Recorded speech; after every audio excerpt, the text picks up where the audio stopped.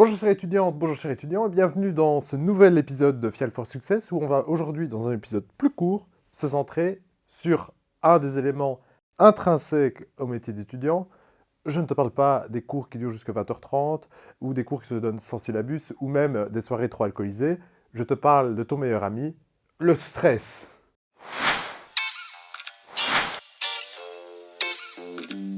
Donc, premier élément, quand on veut traiter du stress, il faut savoir que ça dépend évidemment de la nature de tout un chacun. On est tous plus ou moins stressés, il n'y a aucun fatalisme à ça. Mais je pense que la première des solutions, c'est de se dire, au lieu de vouloir absolument se changer, on peut aussi commencer par s'accepter. Ça veut dire que si tu es de nature plus stressée, si tu as tendance à t'angoisser de tout, tu peux te dire que ça peut être à la fois une qualité dans le sens où ça peut être source d'une certaine forme d'empathie, de compréhension de l'autre, ça peut t'aider à être organisé, à te mettre plus facilement au travail, mais à partir du moment où ce stress devient contre-productif, tu devrais plutôt essayer de mettre quelques barrières pour te protéger de ces effets négatifs qu'on connaît tous. Ce sont des effets sur la santé, sur par exemple rythme cardiaque, la tension, perte de sommeil, et surtout, si tu stresses trop, eh bien, ton étude sera moins efficace puisqu'en fait, ton cerveau sera plus occupé à stresser qu'à retenir ce que tu fais.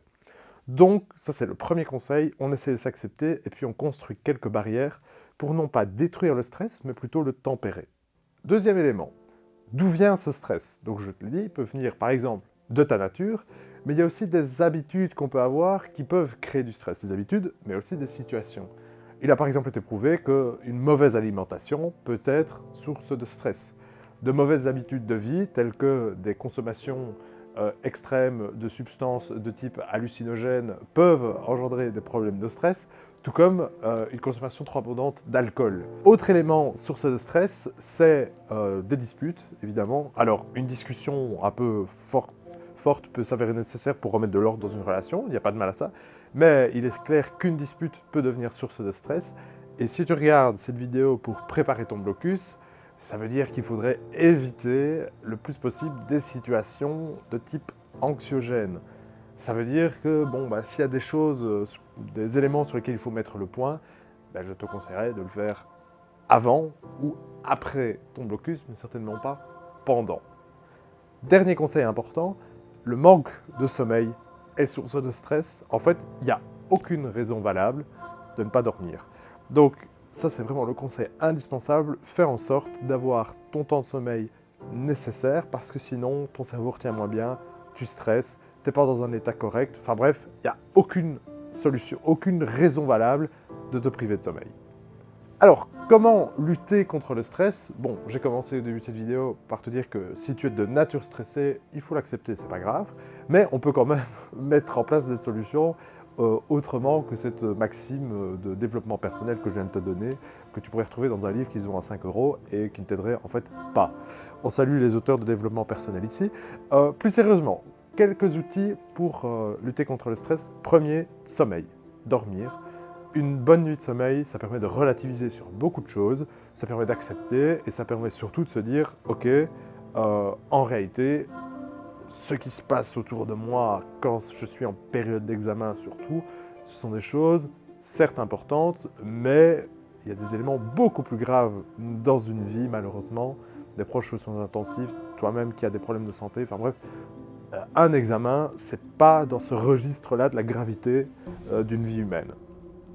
Ça me permet de te donner le deuxième conseil. Le deuxième conseil, c'est de travailler en fait sur sa respiration. Alors, je ne suis pas un grand gourou, je ne suis pas Charles Manson, mais un truc qui est évident, pour moi en tout cas, c'est tout ce qu'on appelle les méditations de pleine conscience. C'est des trucs très courts, 2, 3, 4, 5, voire parfois 10 minutes, qui t'entraînent à travailler sur ta respiration. Donc, je ne vais pas t'en faire une, c'est vraiment inspirer, respirer, pour faire un peu comme la mer qui monte et qui descend, mais avec ton souffle. Et en fait, ça te permet aussi de te recentrer, de te dire « Ok, est-ce que je suis vraiment en train de me détruire la santé, de transpirer, de suer, de ne pas dormir, pour une feuille vierge que je vais devoir remplir dans un auditoire ?» Alors tu peux me dire que l'examen a des conséquences importantes, certes, mais ces conséquences, que sont-elles? Quelles sont-elles? Si nous sommes en janvier, tu pourras encore représenter un examen en juin et en août-septembre. si nous sommes en juin, en septembre, et si tu es en août-septembre et que ça n'a toujours pas été, en fait, c'est un signal qui t'invite à retravailler ta méthode de travail. Bref, on peut voir ce problème sous un angle très positif. L'examen, ce sera l'occasion d'apprendre. Si j'ai bien travaillé et que je l'ai réussi, c'est que tout va bien. Si je l'ai travaillé et que je l'ai échoué, c'est que je dois revoir ma méthode de travail. On respire, on calme la tension et on peut y aller de façon beaucoup plus sereine. Un conseil qui est donné par le successeur de Quentin Tarantino, Martin Scorsese ou Christopher Nolan, Martin, qui est là, notre ami qui réalise ces vidéos, il a parlé d'une vidéo, une musique d'ambiance qui a été réalisée par des scientifiques pour aider vraiment à apaiser un peu la tension que tu peux ressentir et pour aider un peu à te recentrer sur toi. On te met le lien dans la description, ça marche super bien, ça te permettra vraiment, si tu aimes la musique, si tu es un mélomane, ça te permettra de te recentrer aussi sur toi, là où peut-être par exemple que la méditation pleine conscience ne marche pas pour toi par exemple. Troisième conseil, ça dépend d'une personne à l'autre, mais certaines personnes apprécient le fait, essentiellement en blocus, d'avoir ce qu'on appelle une routine. Ça veut dire, la routine, c'est quelque chose qui peut te sécuriser, là où des journées qui changent tout le temps peuvent être source de stress pour certaines personnes. Si c'est ton cas, essaye, en tout cas quand tu es en blocus, d'avoir une routine, de te lever relativement à la même heure, de regarder peut-être, je sais pas moi, le journal parlé, ou une petite émission en déjeunant, ou lire un petit truc, puis commencer ta journée de travail à la même heure, 9h, 9h30, 8h30, ça dépend un peu de ton horloge interne, je dirais. Avoir des petits trucs qui te permettent d'alléger ta journée. Donc, par exemple, aller faire une marche dehors, une vingtaine de minutes après le dîner. Ou bien, si tu dînes de façon un peu plus copieuse, faire une petite sieste de 20 minutes, de entre 13 et 13h30 par exemple. Parce que si c'est pour somnoler pendant 2 heures, autant y aller franco, fermer les yeux, écouter un peu de musique et y aller 20 minutes plus tard, en étant ressourcé, plus reposé. Ou bien, ça peut aussi être de se dire, bon ben, j'essaye tous les jours de finir ma journée vers 19h, 19h30, je termine mon repas, je soupe. On salue les Français qui regardent cette vidéo qui n'ont aucune idée de ce que c'est que le souper. Donc tu manges, tu termines ta journée, et puis par exemple tu regardes le film du soir, puis tu vas lire un petit peu, et tu dis, ma journée est terminée, je la reprends demain. Bref, toutes des petites pratiques que tu peux presque institutionnaliser, mais qui vont t'aider à avoir un peu des points de repère dans ta journée, de diminuer les incertitudes, diminuer le stress. C'est un peu comme une paire de pantoufles, hein. J'ai déjà fait cette image ici, mais dès que tu les mets, c'est bizarre, tu te sens un peu ressourcé, un peu apaisé. Ça veut dire la journée est terminée. Quatrième technique pour lutter contre le stress, c'est quelque chose qu'on fait trop peu, alors qu'on le fait dans l'histoire depuis toujours, c'est l'activité physique. Il est prouvé par toute une série d'études qu'avoir une activité physique permet non seulement évidemment d'entretenir le corps, mais aussi de diminuer l'activité négative du cerveau qui engendre du stress. Et avoir une activité physique, tout le monde peut le faire. On a la mauvaise habitude, peut-être par les cours de gym, de dire qu'une activité physique doit être un effort et donc doit être douloureux.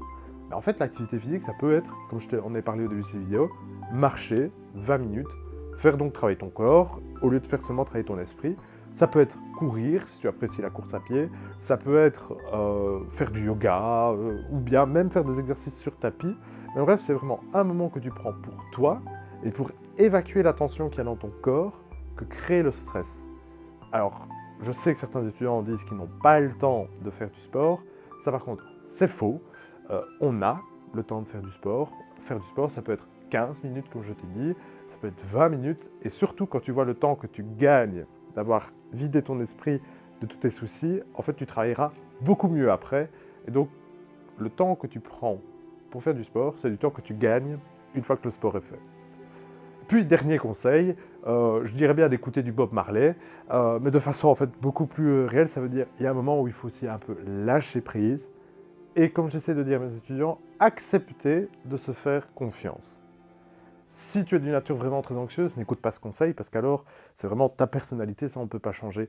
Mais si ce sont vraiment les examens qui t'engendrent du stress et qu'en temps normal, tu n'es pas plus stressé que ça, eh bien je te dirais, ose te faire confiance, parce que 1, tu n'as rien à perdre, et 2, si tu acceptes de te faire confiance, tu vas te dire, bon bah ok, en soi, je vais donner tout ce que je peux, le stress est là, mais j'essaie de ne pas en tenir compte, je fais ce que je peux, et puis on voit ce que ça donne. Voici donc quelques petites techniques, certes un peu générales, mais qui j'espère te permettront au moins d'apaiser ce stress qui, rassure-toi, est ressenti par normalement tous les étudiants, surtout quand ils commencent leurs études. Le mot de la fin, c'est vraiment de dire « fais-toi confiance, ça ira bien ». Et s'il y a eu quelques accidents de parcours, en fait, ce sont plutôt des leçons que tu peux tirer que vraiment des drames dans un parcours. À bientôt!